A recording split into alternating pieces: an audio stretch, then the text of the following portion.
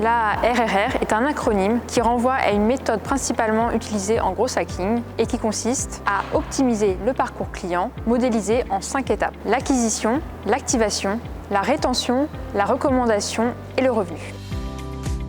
On doit le concept à Dave McClure, un investisseur de la Silicon Valley et créateur d'un incubateur de start-up qui en parle pour la première fois lors d'une conférence en 2007 pour définir les métriques essentielles à la croissance des entreprises. Imaginez le parcours client comme un entonnoir qui va de la prospection à la vente. C'est le funnel marketing.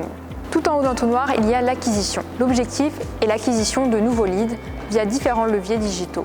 La publicité en ligne, les réseaux sociaux, le référencement naturel par exemple. Pour analyser cette étape, Google Analytics est votre meilleur ami.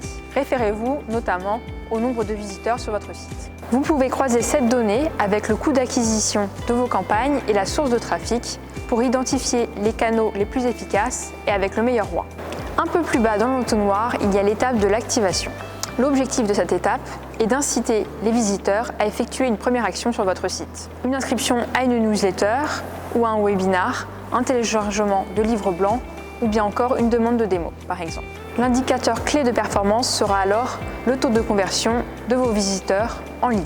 Pour optimiser ce taux de conversion, l'idéal est de faire de l'A/B testing sur vos landing pages et de les automatiser pour exploiter pleinement les données récoltées. Vient alors l'étape de la rétention. L'objectif est de fidéliser vos clients et de limiter le taux de churn.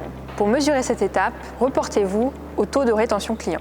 Pour optimiser le taux de rétention client, vous pouvez utiliser la newsletter comme un levier de réactivation et automatiser l'envoi d'emails personnalisés. La 4e étape est celle de la recommandation. Elle consiste à transformer vos clients en ambassadeurs. Vous pouvez mesurer cette étape en envoyant automatiquement une enquête de satisfaction afin de mesurer la probabilité que vos clients recommandent votre entreprise.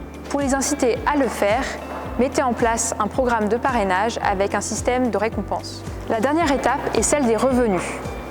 Elle consiste, comme son nom l'indique, à maximiser les revenus. Pour cela, la métrique ultime, c'est la valeur de vie client, c'est-à-dire la somme des profits générés tout au long de la relation avec le client. Vous pourrez ainsi adapter le coût de vos campagnes et améliorer la rentabilité de vos actions marketing.